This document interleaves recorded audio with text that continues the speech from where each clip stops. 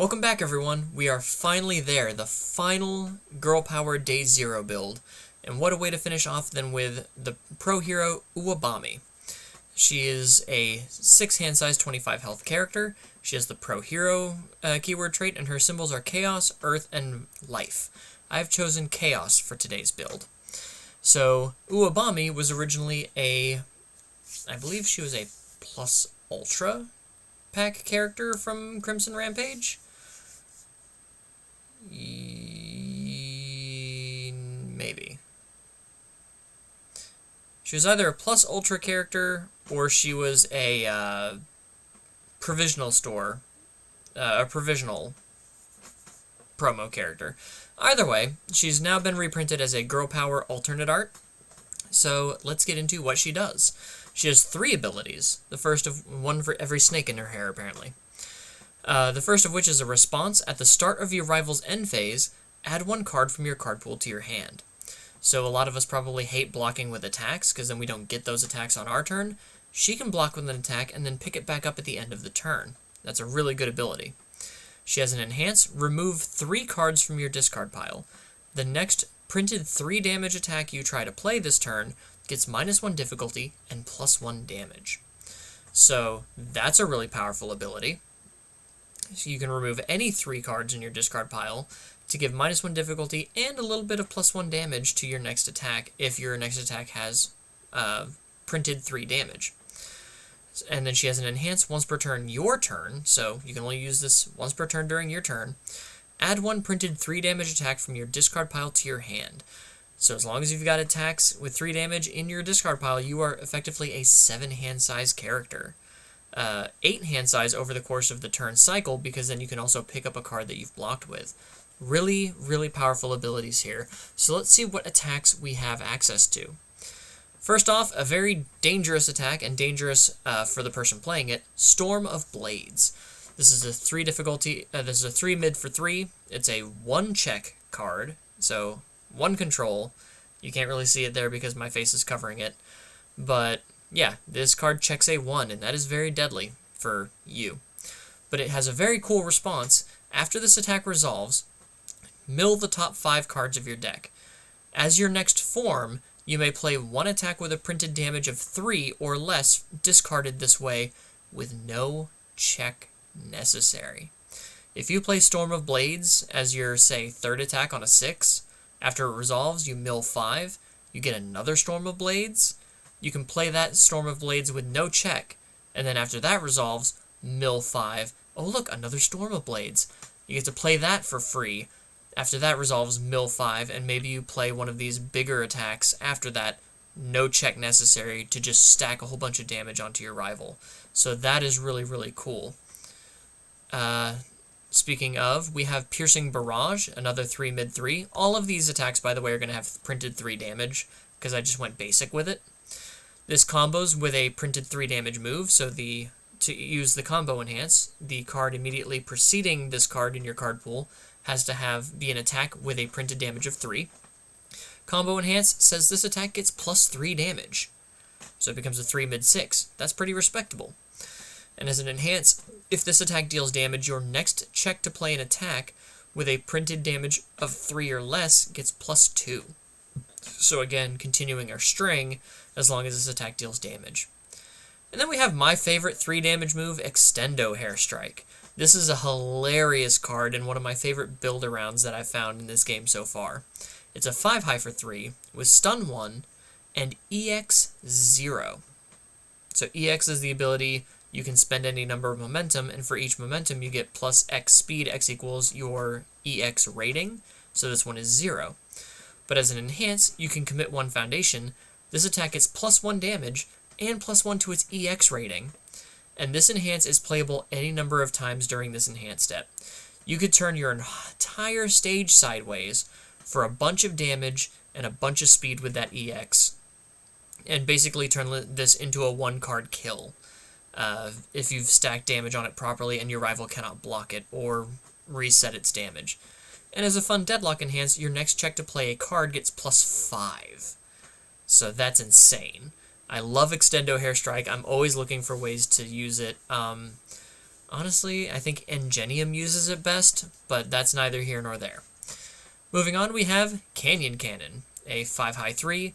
You can mill 2, and this attack gets +1 damage for each different symbol among the milled cards. The cards milled this way count as being reviewed, but that doesn't matter for us. But this is just a good way to stack a bunch more damage on this really weak damage attack.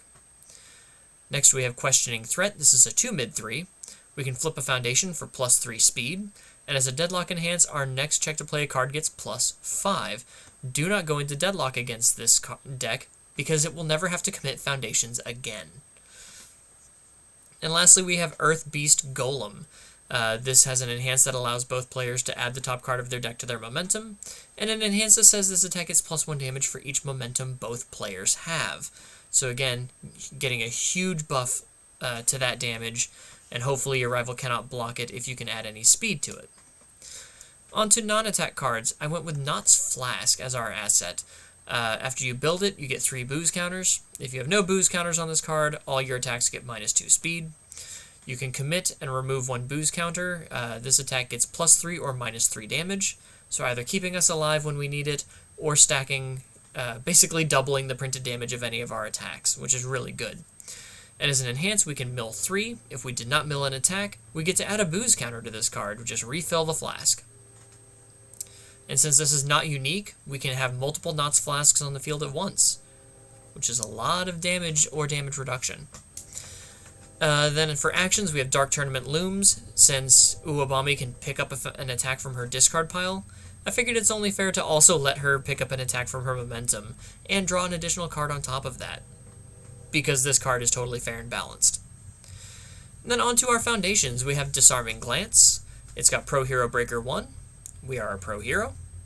It's got a low block, and as a response, we can flip it. After an attack is played, players cannot play abilities that add cards to their hand until after it resolves. So just a really good way to stop our rival from drawing on during their attacks to try to slow them down a little bit. We have Fearsome Transformation. We flip it to draw a card, and if we have no momentum, we have to discard a card. So as long as we have momentum, it's just flip, draw a card. Here's Get the Scoop. We get to look at the top card of our deck, and we may discard it.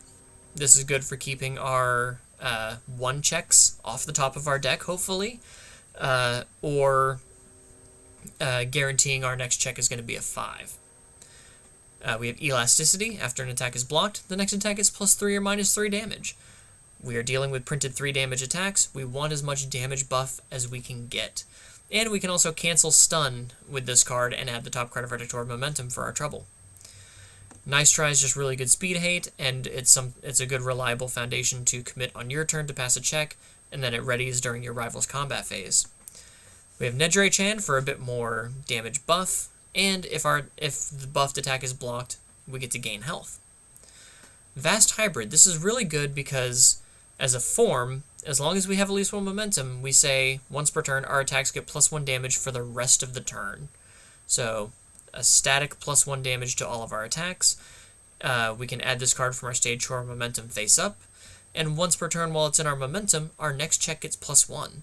That's offensively and defensively, so really solid rare foundation there. We have Basic Training for a bit more damage buff and speed buff in Deadlock. We have Easily Excited for more speed buff, to try to push this damage through as we're stringing out. Chivalrous Competitor. This allows both players to draw a card, and it helps as a response to protect our foundations from being flipped or destroyed due to a rival effect. Struggling with Studies also helps us protect from our other foundations from being flipped, and it acts as a second copy of Uwabami's ability if our rival has played a 3rd or greater attack in this combat phase by flipping itself and adding a card from our card pool to our hand. We have Exam Strategy. We want to string out as long as possible, especially with these Storm of Blades. So at the end of a string, Exam Strategy can give a lot of speed and damage to our final attack in a turn. We have Save a Million. After we block an attack, we can look at the top card of our deck. We may discard it. Again, we have 1 checks. So after we block an attack, we can look at that and, oh, it's a 1 check. We're going to discard it. We're not going to deal with that. And then we have Training with Gunhead. This says after a check if the check to play an attack was modified due to an effect, this attack gets +1 speed. Uwabami gives -1 difficulty, so not 1 to plus to the check, so that's bad. But Piercing Barrage gives bonus to checks.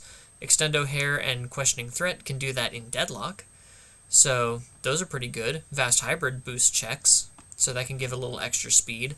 Or we can remove this card, reduce the damage of any throw to 2. There's not a lot of throw hate on the Chaos symbol, so this is just some really good throw hate, especially if you're dealing with something like Byakko or Younger Toguro, who can just boost a bunch of damage onto a throw. We can just reduce that throw's damage to 0 and not deal with it. And that is honestly my first crack at Uwabami. I was not interested in playing her when she first came out. I know a couple people were really high on her. I gave some thought to an Extendo Hair build, but I just never really put any work into Uwabami, so this was my first time building for Uwabami, and it was pretty fun. I think what she wants to do is kind of cool. She kind of controls and manages her own resources of picking up cards from the discard pile, picking them up from her card pool during our Rivals end step, and just managing what she wants to do really well, so she kind of always has what she needs at hand. But with that being said, what did you guys think? What do you think of Uwabami? Do you think Chaos is the way to go, or do you have like a really sick life build that you're anxious to share with people? If you like the deck, please like the video. If you like my content, please subscribe to the channel. I could use all the support I can get, and I'm loving all of the comments that I'm getting on the videos, chatting with you guys. It's just always exciting to see that notification that someone's commented, and I'm really enjoying the back and forth that I'm having with you guys and chatting with you in the comments and on Discord. So yeah, that is the last Girl Power Day 0 build. I'm finally done.